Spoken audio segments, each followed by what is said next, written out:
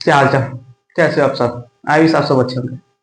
दोस्तों, जैसा कि हम लोग पिछले लेक्चर में आइसोमेरिज्म को स्टार्ट किए थे, जिसमें हमने आइसोमेरिज्म को बेसिक को पढ़ा था। सबसे पहले क्या पढ़ा था? आइसोमेरिज्म। आइसोमेरिज्म आइसोमेरिज्म क्या होता है? जिनकी मॉलिक्यूलर फार्मूला सेम लेकिन स्ट्रक्चर डिफरेंट होते हैं, उन्हें एक दूसरे का आइसोमर कहते हैं, और इनकी यह प्रॉपर्टी आइसोमेरिज्म कहलाती है। ठीक है। उसके बाद हमने क्या पढ़ा था? Type of isomerism. आइसोमेरिज्म कितने टाइप के होते हैं? दो टाइप के। पहला क्या होता है? Structural isomerism. दूसरा क्या होता है? Stereo isomerism. ठीक। उसके बाद से हमने स्ट्रक्चरल आइसोमेरिज्म के टाइप को पढ़ा था, जो 6 टाइप के होते हैं। Chain isomerism, position isomerism, metamerism, functional isomerism, tautomerism isomerism, और फिर रिंग चैन आइसोमेरिज्म। 6 टाइप का। उसमें हमने क्या कवर किया था? इसमें स्ट्रक्चरल आइसोमेरिज्म तो दो पार्ट को हमने कवर कर लिया था। पहला चैन आइसोमेरिज्म और पोजीशन आइसोमेरिज्म। ठीक है। दो को हमने कवर किया था। अब इस लेक्चर में हम अगले पार्ट है जो बचे हुए, उसके बारे में पढ़ेंगे। ठीक है। तो जैसा पिछले मैंने प्रीव्यू के तौर पे बता दिया कि हमने चैन आइसोमेरिज्म और पोजीशन आइसोमेरिज्म को कवर किया था। ठीक। उसमें हमने एक ट्रिक बताया था। जैसे दो कंपाउंड है, जैसे मान करके ए और बी। ठीक। तो ये क्या होता है? Number of carbon chain. और बी क्या होता है? Number of branch. ठीक है। यदि ठीक है, मैजिक नंबर, उसको जो ट्रिक होता है उसमें मैं उसके मैजिक नंबर के नाम पे रिप्रेजेंट कर सकते हैं। ठीक है। यदि मैजिक नंबर सेम होगा तब क्या होगा? Position isomerism. Magic number same होता है तब पोजीशन आइसोमेरिज्म, और मैजिक नंबर डिफरेंट होगा तब चेन आइसोमेरिज्म। ठीक है। उसकी प्रायोरिटी क्या होती है? चेन आइसोमेरिज्म की प्रायोरिटी फंक्शनल पोजीशन आइसोमेरिज्म से ज्यादा होती है। ठीक है। अब इस लेक्चर में हम लोग तीसरा पार्ट मेटामेरिज्म आइसोमेरिज्म को स्टार्ट करेंगे।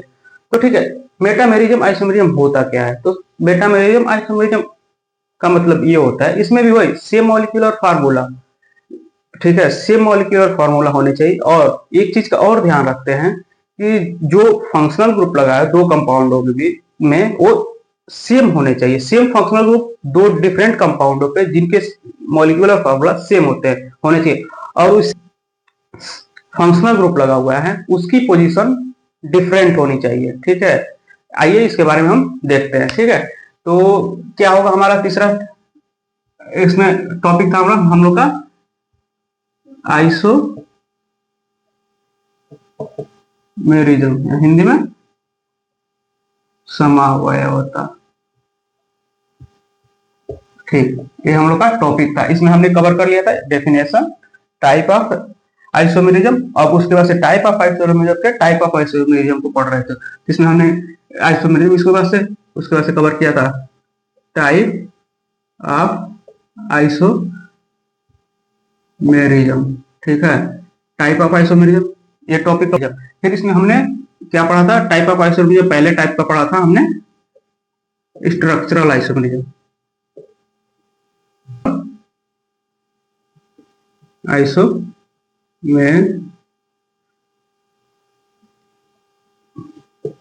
हिंदी में इसको क्या बोलते हैं? संरचनात्मक समवयवता। ठीक। अब इसके टाइप को हमने पढ़ लिया था। इसमें इसमें कितने टाइप, कितने टाइप के होते हैं? 6 टाइप के। तो 6 टाइप के होते हैं। तो पहले क्या पढ़ा था हमने? Chain isomerism. Iso chain isomerism को पढ़ लिया था। तो दूसरा हमने पढ़ लिया था फिर पोजीशन आइसोमेरिज्म।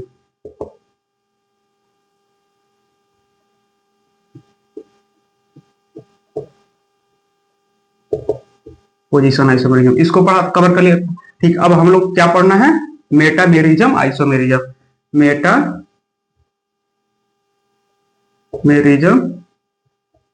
आइसोमेरिज्म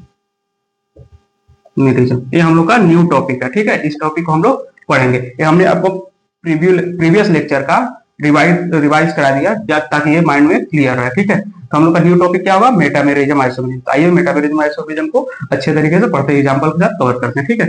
तो आइए देखते हैं। ओके। हम लोग का तीसरा टॉपिक स्ट्रक्चर का तीसरा क्या टाइप क्या है? Metamerism isomerism.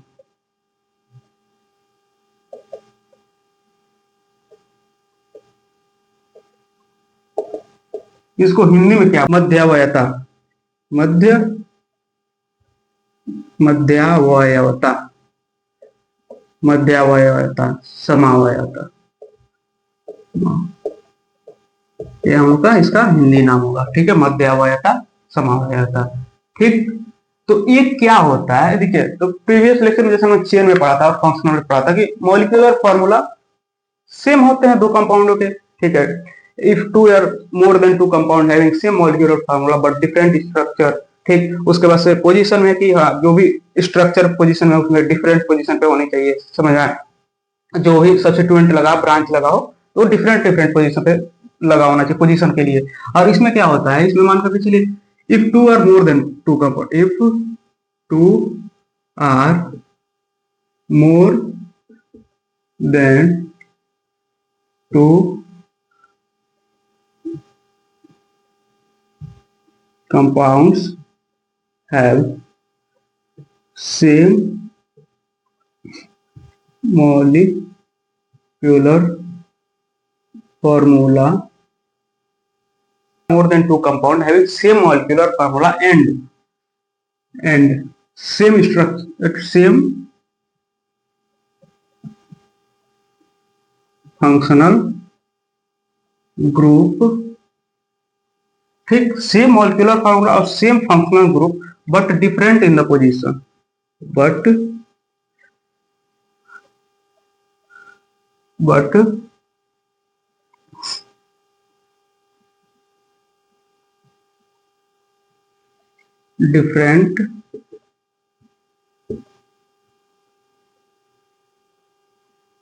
different in the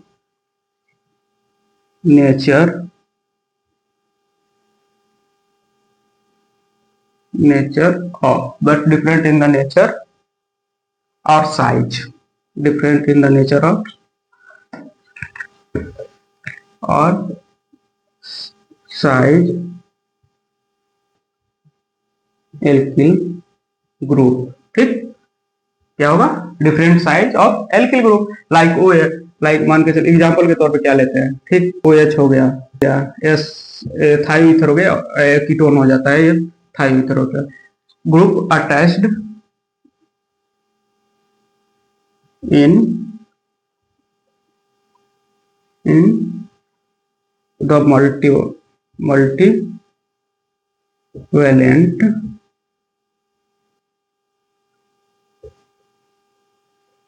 functional atom, ठीक, फंक्शनल एटम।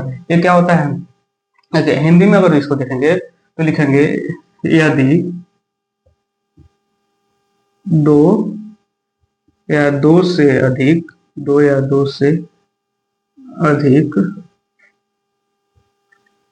ऐसे यौगिक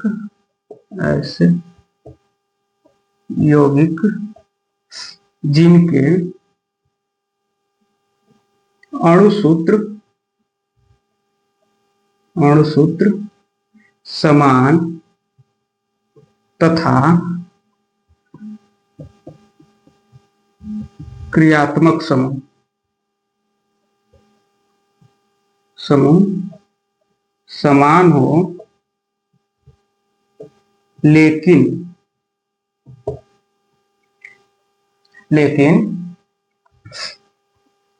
इनकी स्ट्रक्चर डिफरेंट हो, ठीक है, लेकिन इनकी प्रकृति, स्ट्रक्चर को संरचना भी बोल सकते हैं, नेचर भी बोल सकते हैं, ठीक है, लेकिन इनकी प्रकृति और आकार अलग अलग,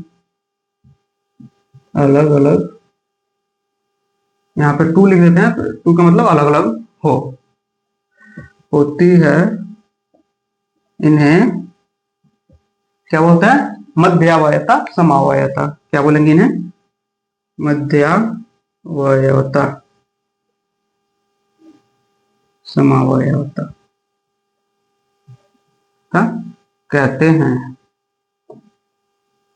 ठीक, इन्हें मध्यावयता, समावयता कहते हैं। ये क्लियर हो गया होगा। If two or more than two compound having same molecular formula and same functional group but different in the position, this compound is called metamerism, isomerism, ठीक। जो फंक्शनल ग्रुप होते हैं, जैसे एल्काइल ग्रुप हो गया, मान कर चलिए OH हो गया, X हो गया, सल्फर हो गया, ठीक। सल्फर को क्या बोलते हैं? थायो ईथर बोलते हैं, ठीक है, सल्फाइड थायो ईथर बोलते हैं, ठीक। अब हम इसको नोट कर लीजिए, पॉज करके, फिर हम इसका एग्जांपल बताते हैं, फिर अच्छे तरीके से क्लियर होता जाएगा, ठीक है। तो आइए देखते हैं, ठीक। इसका नोट कर लिए होंगे डेफिनेशन, उसके बाद से एग्जांपल बताते हैं, ठीक।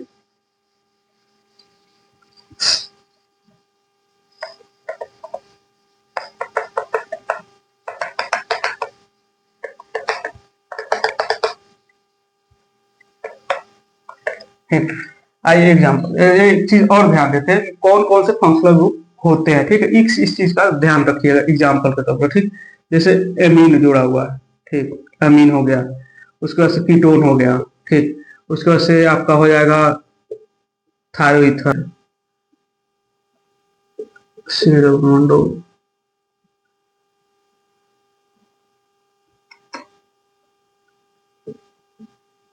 थायोकीटोन, ठीक।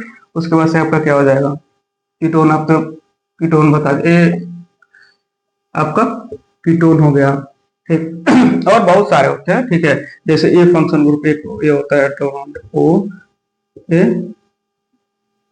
एक चीज बताइए, हम दोनों साइड मैं ये लाइन क्यों लिख रहा हूं? ताकि इसके आगे कोई ना कोई कार्बन के कंपाउंड, ठीक है, जैसे एल्केन, एल्कीन, एल्काइन, ये सारे जुड़े हुए हो, अटैच्ड हो, ठीक है। इसके लिए स्पेस छोड़ा जाता है लाइन, ताकि दोनों तरफ से, जैसे मान के चलिए अगर हम ये हमारा कीटोन है, ठीक। अब इसको कीटोन का फार्मूला स्ट्रक्चर क्या होता है? सी स्ट्रक्चर आपका होगा RC double bond O R होता है। ए आपका कीटोन का फंक्शनल ग्रुप होता है। तो ये स्पेस हम इसको ले लेते हैं, ठीक। आर का मतलब क्या होता है?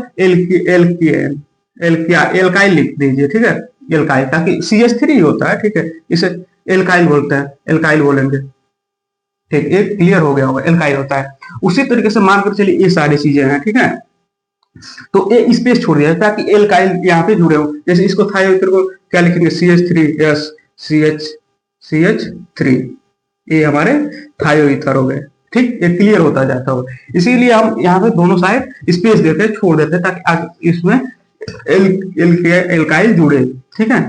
और अगला क्या होता है? उसके बाद से फिर एक डबल बॉन्ड OS, ये कंपाउंड हो गया, ठीक है। उसके बाद से C डबल बॉन्ड O, ये क्या होता है? कार्बोक्सिलिक एसिड हो जाता है, ठीक है। और बहुत सारे कंपाउंड होते हैं। अब मानकर चलिए, देखिए ज्यादातर मेटामेरिज्म में यही सब यूज होते हैं, ठीक है। ये फंक्शनल ग्रुप जुड़े होते हैं, एक दूसरे से कनेक्टेड होते हैं। मान के चलिए यहाँ से CH3 एमीन है, तो CH3 और CH2 लगा दिए, ठीक, इसमें, और CH2 CH3, ये क्या होगा? डाई एमीन हो जाएगा, ठीक है, डाई एमीन हो जाएगा। लेकिन अब इसी को जो फंक्शनल ग्रुप है, मान के चलिए इसमें दो मिडिल में लगा हुआ है, इधर से भी दो एल्काइल जुड़े हुए हैं, इधर से भी दो एल्काइल जुड़े हुए हैं। लेकिन अगर एग्जांपल के तौर पर अगर हम मेटामेरिज्म आइसोमेरिज्म उस सिचुएशन में देखते हैं, मान के लिए CH3 है, यहाँ पे हमने पता, यहाँ पे CH2 हो गया, ठीक। अब यहाँ पे लगा हुआ एमीन लगा हुआ है, हम यहाँ पे एक और एल्केन जोड़ देंगे और यहाँ से एमीन लगा देते हैं, ठीक, और CH3, ये एक एमीन लगाया। तो देखिए ये स्ट्रक्चर मॉलिक्यूलर फार्मूला सेम होंगे। जैसे मान के इसमें भी 4 कार्बन कंपाउंड है, इसमें भी 4 कार्बन, लेकिन डिफरेंट क्या है? ये जो फंक्शनल ग्रुप लगा है, इसमें दोनों तरफ 2 एल्केन है, दो कार्बन के एल्केन जुड़े हुए, ठीक। लेकिन इसमें एक तरफ 3 एल्केन का कार्बन, एक तरफ 1 एल्केन का कार्बन, ये दोनों आपस में क्या हो जाएंगे? मेटामेरिज्म आइसोमेरिज्म, मेटामेरिज्म, ठीक है, मेटामेरिज्म आइसोमेरिज्म, ये सारी चीज इसको नोट कर लीजिए। फिर हम इसका प्रायोरिटी ऑर्डर बताते हैं, फिर हम एग्जाम्पल के साथ कवर करेंगे और अच्छे तरीके से क्लियरिटी के साथ समझ में आएगा, ठीक है। अब देखिए, अब तक हमने कौन कौन से पढ़ लिया? स्ट्रक्चरल आइसोमेरिज्म के चेन, पोजीशन, मेटामेरिज्म, ठीक। अब इसमें देखिए, हमने चेन और पोजीशन में प्रायोरिटी पढ़ा था, किसका ज्यादा होता है? चेन का प्रायोरिटी पोजीशन आइसोमेरिज्म से ज्यादा होता है। लेकिन मेटामेरिज्म जो आइसोमेरिज्म होता है, उसकी प्रायोरिटी चेन से भी ज्यादा होती है। इसकी प्रायोरिटी क्या लिखेंगे? पहले चेन, मेटामेरिज्म आइसोमेरिज्म, फिर उसके बाद से चेन आइसोमेरिज्म, फिर पोजीशन आइसोमेरिज्म। इसकी प्रायोरिटी क्या होती है? अगर जो यहाँ पे प्रायोरिटी ऑर्डर सेट करेंगे तो क्या करेंगे? प्रायोरिटी ऑर्डर देखेंगे तो क्या हो जाएगा? मेटामेरिज्म, ठीक। उसके बाद से क्या होगा? मेटामेरिज्म के बाद से आपका हो जाएगा चैन, चेन, उसके बाद से पोजीशन आइसोमेरिज्म, पोजीशन आइसोमेरिज्म, ये हम लोग का इसकी अब तक तीनों पढ़े, इसमें प्रायोरिटी होता है। जैसे मान करके चलिए किसी कोई ऐसा कंपाउंड है जिसमें चेन आइसोमेरिज्म भी प्रेजेंट है, पोजीशन आइसोमेरिज्म भी प्रेजेंट है, पर उस कंपाउंड में चेन, पोजीशन और मेटामेरिज्म तीनों आइसोमेरिज्म प्रेजेंट है। ठीक है, ऑप्शन में हमें ये तीनों दे दिया है, ठीक, और एक अलग ऑप्शन दे दिया। हम जब क्वेश्चन को सॉल्व करेंगे तो क्या होगा, हमें लगा कि मेटामेरिज्म भी क्वेश्चन, इसमें मेटामेरिज्म भी है, चैन भी है और पोजीशन भी है। उस सिचुएशन हम क्या करते हैं कि मेटामेरिज्म को हम प्रायोरिटी ज्यादा देते हैं, तो उस कंपाउंड का आंसर क्या होगा, मेटामेरिज्म होगा। फिर उसमें पोजीशन और चेन होने के बावजूद भी, ठीक है, लेकिन हम मेटामेरिज्म अगर जो है, ठीक है, मेटामेरिज्म वाले ऑप्शन को टिक करेंगे, ना कि चेन और पोजीशन को देखेंगे। अगर चेन और पोजीशन आइसोमेरिज्म है, उस सिचुएशन में चेन को फर्स्ट प्रायोरिटी देंगे, उसके बाद से पोजीशन और आइसोमेरिज्म को प्रायोरिटी देंगे। ये क्लियर हो गया होगा? ठीक है, तो आइए इसका एग्जाम्पल देते हैं, फिर अच्छे तरीके से समझ में आएगा। ठीक है, अब ये सारे नोट कर लीजिए, उसके बाद से बताते हैं।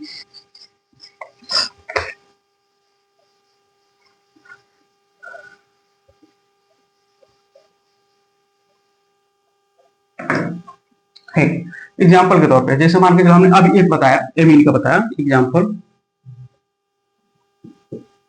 ठीक, हमने ये आपका अभी रिवाइंड करा दे रहा हूं, ठीक है, NH2CH3, ये एक कंपाउंड है, ठीक, एक, ठीक, और दूसरा कंपाउंड CH3CH2 NHCH3। ठीक, हमें IUPAC नंबरिंग से मतलब नहीं रखना चाहिए। जब एक इसका ध्यान रखिएगा, ठीक है, जब भी आइसोमेरिज्म वाले क्वेश्चन को सॉल्व करेंगे तो उससे चरण में हम ये नहीं देखेंगे कि हम इसने IUPAC नाम नेमिंग क्या है, इस कंपाउंड का IUPAC नेमिंग को पिछले जो चैप्टर था उसी के साथ आप लोग वहीं तक रिलेट करिए। ठीक, इस लेक्चर में हम लोग मतलब इस चैप्टर में मेटामेरिज्म में हम लोग ये ध्यान रखते हैं कि जो कंपाउंड दिए हुए हैं, दो कंपाउंड, इसमें क्या होता है, दो कंपाउंड दिए जाते हैं, दो या दो से अधिक, ठीक है, मिनिमम दो कंपाउंड होते हैं, उनके बीच हमें एक कंपैरिजन करना होता है, इसमें इस कंपाउंड में कौन सा आइसोमेरिज्म है। ठीक, आइसोमेरिज्म के लिए फर्स्ट प्रायोरिटी क्या होती है कि मॉलिक्यूलर फार्मूला सेम होनी चाहिए, ठीक, उसके बाद से डिफरेंट स्ट्रक्चर होनी चाहिए, ठीक है, और ये दो मेन प्रायोरिटी होते हैं। उसके बाद से जैसे जैसे टाइप में पढ़ते जाएंगे, ठीक है, चेन में बस ये चेन आइसोमेरिज्म पढ़े तो बस ये ध्यान देते हैं कि molecular formula same, structure different. ठीक, पोजीशन में क्या देखते हैं, उसमें सब्स्टिट्यूएंट भी आ जाता है, ठीक, सब्स्टिट्यूएंट आ जाता है तो उसमें क्या होता है, स्ट्रक्चर डिफरेंट तो होगा ही ऑलरेडी, ठीक, और मॉलिक्यूलर फार्मूला सेम होगा, स्ट्रक्चर डिफरेंट होगा, लेकिन उसमें ये भी ध्यान रखा जाता है पोजीशन वाले में कि जो सब्स्टिट्यूएंट लगा है वो दोनों कंपाउंड में अलग अलग जगह पे लगा होना चाहिए। ठीक है, और तीसरा में क्या होता है, तीसरा हमने क्या बोला, मेटामेरिज्म में क्या होता है ये कि इसमें मॉलिक्यूलर फार्मूला और फंक्शनल ग्रुप सेम होने चाहिए, लेकिन जो फंक्शनल ग्रुप होता है वो जहां जुड़ा हुआ हो जिस कार्बन के एटम पे वो डिफरेंट होने चाहिए। दोनों कंपाउंड में अलग अलग कंपाउंड, जैसे एक नंबर पे जुड़ा हुआ है तो इसमें 2 नंबर पे जुड़ा होना चाहिए दूसरे कंपाउंड में, लेकिन जो मॉलिक्यूलर फार्मूला था और फंक्शनल ग्रुप था सेम होता है। जैसे मान लीजिए एल्कोहल है, ठीक, एक कंपाउंड में एल्कोहल जुड़ा है, दूसरे कंपाउंड में भी इसमें एल्कोहल ही जुड़ी होनी चाहिए।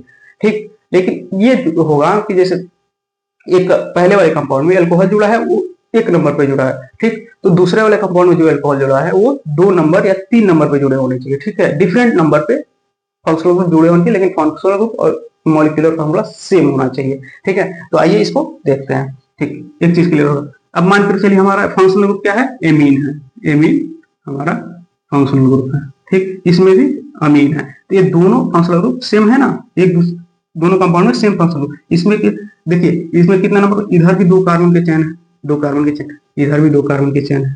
ठीक, अब इसमें ध्यान रखिए, इसमें क्या है 3 कार्बन, इधर 3 कार्बन के चेन है, इधर 1 कार्बन का चेन है, 1 कार्बन का चेन। तो ये जो हमारा रूल यही कहता है ना कि मॉलिक्यूलर फार्मूला से, जैसे इसका मॉलिक्यूलर फार्मूला लिखेंगे तो मॉलिक्यूलर फार्मूला होगा C4H11N, ठीक, H11। इसमें देखिए कार्बन कितने हैं, 4 हैं, 1 2 3 4 कार्बन हो गए। हाइड्रोजन कितने हैं, 3 और 2 5 हो गए, एक हाइड्रोजन 6 हो गया, और ये 5 6 5 11 हो गए। नाइट्रोजन कितना है, इसमें 1 है, 1 नाइट्रोजन, इसका भी। अब देखिए जब इसको फिर इकट्ठा करके लिखेंगे तो इसमें भी देखिएगा सेम यही मॉलिक्यूलर फार्मूला आएगा, ठीक है, और तो इसमें क्या होगा, इसमें देखिए 2 ये है, इधर देखिए 3 2 5 2 7 7 1 8 हो गया, 8 3 11, तो क्या होगा C4 1 2 3 4 4 कार्बन C4, और हाइड्रोजन हमने कितना काउंट किया था 11, और नाइट्रोजन 1। देखिए इसका भी मॉलिक्यूलर फार्मूला सेम आया।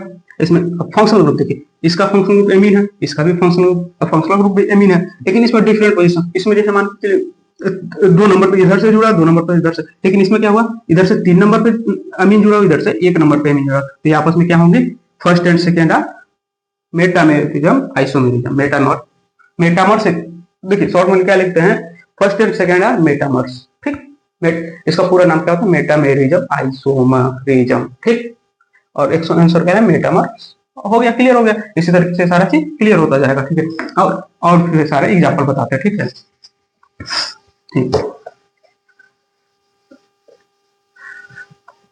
जैसे मान के चलिए किसी कंपाउंड में, ठीक है, ईथर जुड़ा हुआ है, ठीक, CH3 CH2 O CH2 CH2 CH3, ठीक, ये हमारा ईथर है, ईथर हो गया, ठीक। अब इस ये कंपाउंड है, ठीक। अब इन दोनों कंपाउंड में कंपैरिजन करवाना है, ठीक है। अब पता करना है कि इसमें ये दोनों आपस में मेटामर्स हैं या नहीं है, तो इसके लिए क्या करेंगे, CH3, अब यहाँ हमने इसमें यहाँ ईथर जोड़ दिया, ठीक है, तो CH2 CH2 CH2 CH3, ये हमारा दोनों, ये हमारे दोनों कंपाउंड है। अब इसमें क्या है, मेटामर्स है या नहीं, ये यही में जानना है कि इन दोनों कंपाउंड आपस में मेटामर्स हैं कि नहीं है।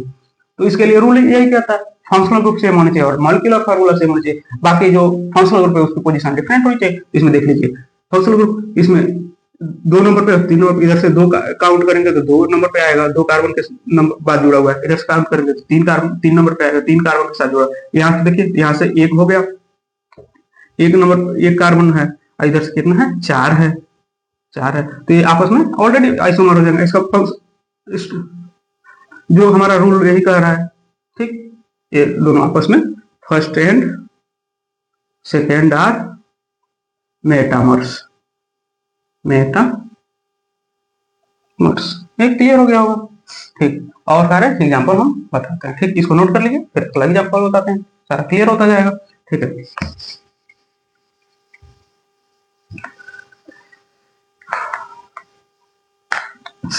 आइए अब एक साइक्लोहेक्सेन लेते हैं, ठीक है। ये एक कंपाउंड हो गया, ठीक, इसमें, ठीक, एक हो गया, दूसरा हो गया,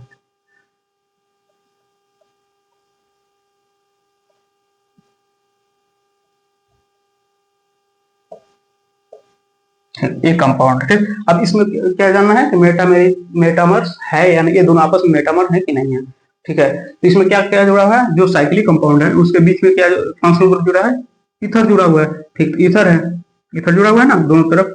इसमें देख लीजिए, इसमें से जुड़ा फिनाइल जुड़ा हुआ है, ठीक है, साइक्लिक एल्कीन जुड़ा हुआ है, ठीक है, एल्कीन, ये double bond alternative double bond होता है। इसको अगर एज राउंड की है, अगर इसको ओपन करके लिखेंगे तो ऐसे लिखेंगे, ठीक है, 1 2 3, ठीक, इसको ऐसे लिखते हैं, लेकिन राउंड से बना देते हैं, बस इसको बेंजीन होता है, ठीक है। तो बेंजीन, इसमें देखिए इधर डिफरेंट बेंजीन है, इधर डिफरेंट, इसमें डबल बॉन्ड नहीं है, ठीक है, ये सारे सिंगल बॉन्ड, एल्काइल है और ये एल्काइन है, ठीक है, ये एल्काइन है और ये एल्काइन, और जो ये देखिए फिनाइल है और ये फिनाइल है, ठीक है, ये फेनिल है और ये फिनाइल है, ठीक। इसमें देखिए, इसमें भी ये फिनाइल है और ये फेनिल है, तो इसमें डिफरेंट जगह पे लगा हुआ है, जो है इधर डिफरेंट जगह पे आपस में कीटोन लगे हुए हैं, ठीक है, ये कीटोन एस्टर लगे हुए हैं, ठीक है। तो ये आपस में एक दूसरे मेटामर है, first and second are isomers, ठीक, ये क्लियर हो गया होगा, first and second are isomer आपस में, ठीक है। अब इसको नोट कर लीजिए, फिर अगला हम बताते हैं फंक्शनल, चौथा पार्ट हम लोग क्या पढ़ेंगे, फंक्शनल आइसोमर, ठीक है। उसके बाद से इसको नोट कर लें, माउस कर, ठीक है, चौथा देखेंगे, ठीक है। चौथा क्या होगा, फंक्शनल आइसोमेरिज्म,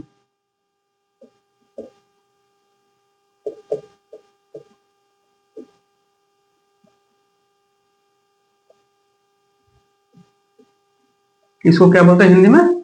क्रियात्मक समूह, फंक्शनल ग्रुप या फंक्शनल आइसोमरिज्म, क्रियात्मक समावयवता। इसको क्या बोलते हैं?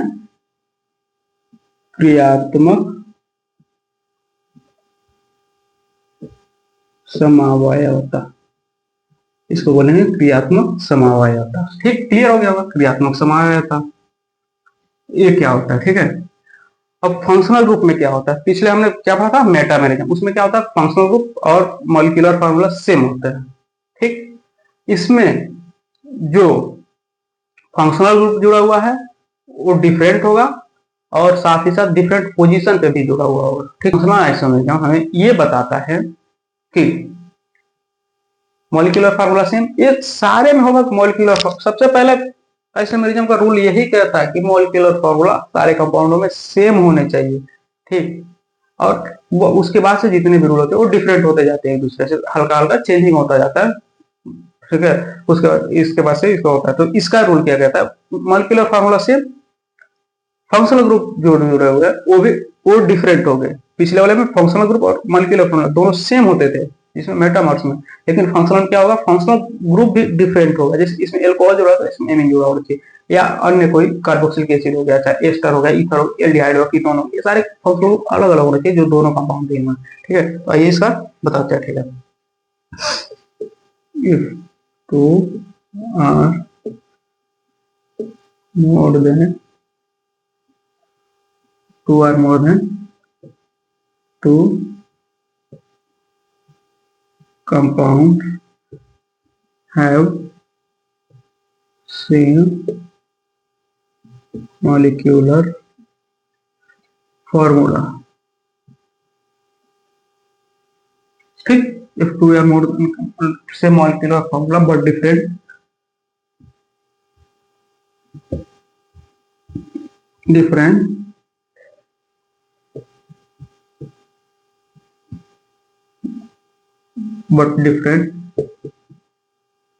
functional group and different position, functional group and same molecular formula but different position, different functional group and different structure.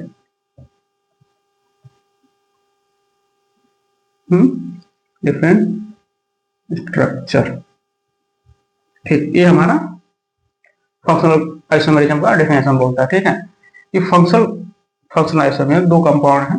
ठीक है, दो जनरली दो ही कंपाउंड का हम कंपेरिजन करते हैं। दो या तीन कंपाउंड भी होते हैं, उसके मतलब कंपेयर करने के लिए जब डेफिनेशन क्लियर होगा ना तो आंसर हम अपने आप क्लियर कर लेंगे डेफिनेशन के साथ। ठीक है, वो लिख लेंगे। ठीक है, तो इसमें क्या बोलता है कि मॉलिक्यूलर फार्मूला, यहाँ पे देखिए molecular formula same molecular formula but ये चीज ध्यान रखिएगा, different functional group and different structure in the molecule. लिख दीजिए इन द मॉलिक्यूल्स। हिंदी में क्या लिखेंगे? यदि दो या दो से अधिक ऐसे यौगिक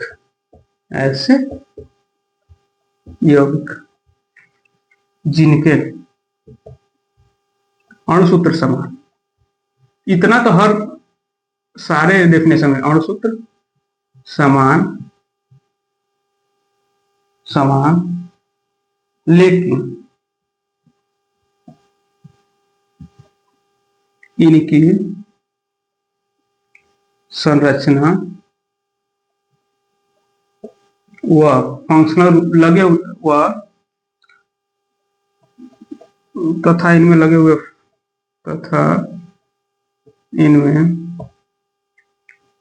हुए क्रियात्मक समूह अलग अलग हो। क्रियात्मक समूह अलग अलग होने चाहिए।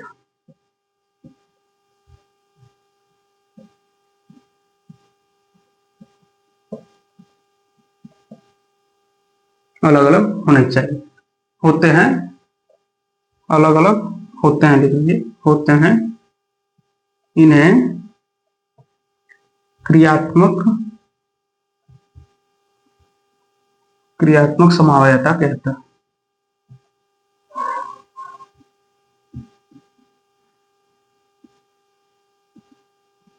ये क्लियर हो गया, ठीक। इसको नोट कर लिया हमने, उसके बाद पॉज करके नोट कर लीजिएगा, ठीक है। इसका एग्जांपल बताते हैं, ठीक है।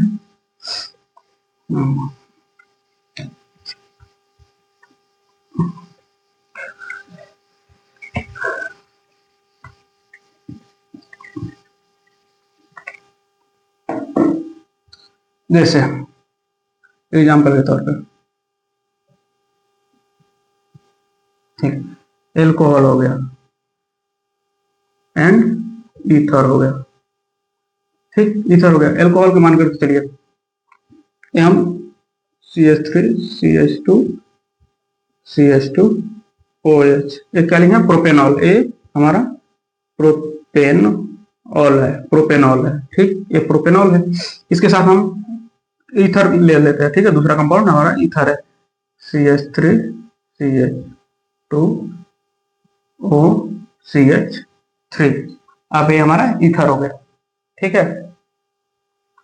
ये हमारा दूसरा कंपाउंड, एक पहला हो गया, ये दूसरा कंपाउंड, ठीक।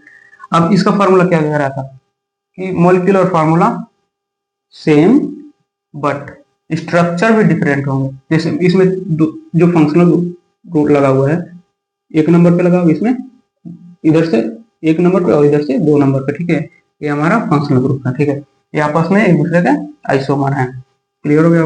इसका नाम लिखेंगे तो क्या लिखेंगे, अगर देखिए हम तो IUPAC ने हम आपको वैसे नॉर्मली लिख दिए, लेकिन इसमें IUPAC ने कोई नीड नहीं होती है, ठीक है। बस समझाने के लिए मैंने ये लिख दिया है, लेकिन इसमें कोई इसकी नीड नहीं होती है। बस हमारा मेन गोल यही होना चाहिए जानने के लिए आइसोमर है कि नहीं।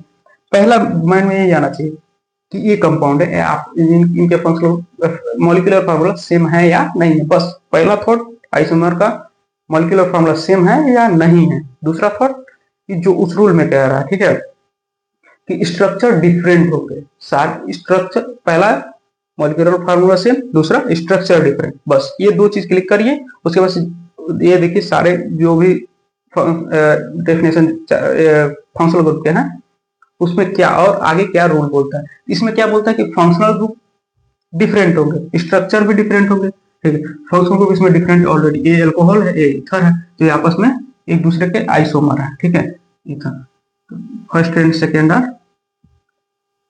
इसमें, ठीक है, लिखिए first and second are functional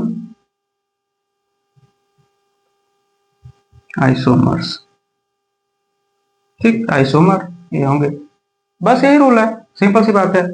आगे फंक्शन ग्रुप डिफरेंट है और different structure molecular formula same है, तो ये आपस में फंक्शनल आइसोमर हो जाएंगे। अब इस लेवल में ये जो फंक्शनल ग्रुप था उस और पिछले जो पिछला जो पढ़ाया था मेटामेरिज्म, उसमें क्या ध्यान रखना था, जो फंक्शनल ग्रुप है उससे होना चाहिए, लेकिन इसमें वो भी डिफरेंट होने चाहिए, स्ट्रक्चर भी डिफरेंट और मॉलिक्यूलर फार्मूला, उसमें मॉलिक्यूलर फार्मूला और स्ट्रक्चर सेम, लेकिन मॉलिक्यूलर फार्मूला और फंक्शनल ग्रुप सेम लेकिन स्ट्रक्चर डिफरेंट मेटामेरिज्म में।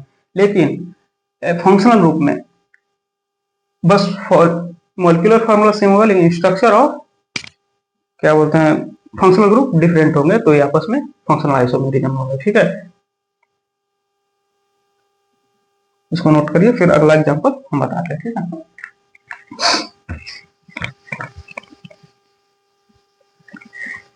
ठीक,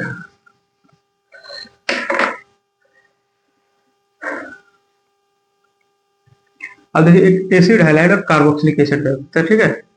तो CH3 CH2 C double bond OH, ये क्या है, कार्बोक्सिलिक एसिड है, ठीक। ये फंक्शनल ग्रुप हमारा ये जो लगा हुआ है, क्या लगा हुआ है, कार्बोक्सिलिक एसिड, ठीक है। ये कार्बोक्सिलिक एसिड है।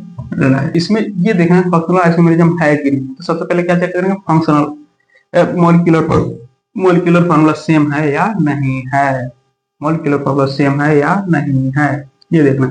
इसमें क्या होगा, C3, ठीक है, C3 3 कार्बन है, इसमें भी C3 3 कार्बन है। हाइड्रोजन देखिए 5 6 हो जाता है, H6, ठीक। और O 2O है, ठीक है, O2 लिख देंगे, 2 ऑक्सीजन है तो O2 हो गया। अब इसमें देखिए, इसमें क्या है, H5 ही है। अब यही कैंसिल हो गया, ये आपस में क्या हो गया, आइसोमर नहीं होंगे। जब इनके मॉलिक्यूलर फॉर्मूला ही सेम नहीं हो रहा है तो ये आपस में आइसोमरिज्म मतलब फंक्शनल आइसोमर नहीं होंगे। ठीक है, तो क्या लिखेंगे, first and second are not functional isomer. ठीक, ये रूल यही फर्स्ट ही रूल फॉलो नहीं कर रहा है तो ये आपस में आइसोमरिज्म कैसे होंगे। ठीक है, उसके बाद से हम देखते हैं। ठीक है, इंपॉर्टेंट लिख लीजिए, इंपॉर्टेंट फंक्शनल आइसोमर्स। ठीक है, ये कुछ हैं जो ज्यादातर 99% यही आते हैं। इसके ये मत, जैसे जो हम इंपॉर्टेंट लिखवा रहे हैं इसका मतलब ये नहीं होता जैसे अल्कोहल के साथ अगर जो कीटोन लिखवा रहे हैं, ठीक है, अल्कोहल के साथ अगर इथर, जैसे मान के चलिए ये नहीं है कि हम अल्कोहल के साथ इथर लिखवा रहे हैं तो ये किसी और फंक्शनल ग्रुप के साथ आपस में आइसोमर नहीं हो सकता। ये मत माइंड में बैठाइएगा, बस इतना ध्यान रखिएगा कि मैक्सिमम टाइम अल्कोहल के साथ इथर आता है, एल्डिहाइड के साथ कीटोन आता है, ये माइंड में रखिएगा। लेकिन ये नहीं कि एल्डिहाइड के साथ अगर अल्कोहल आ गया, अगर उसके मॉलिक्यूलर फार्मूला सेम हो रहे हैं और सारे रूल जो भी है जिसमें फॉलो कर रहा है तो उससे वो आपस में फंक्शनल आइसोमर हो जाएंगे। ठीक है, डिफरेंट समझ में, इसका मतलब ये नहीं होगा कि हाँ ये है तो इसी के साथ होगा। तो एल्कोहल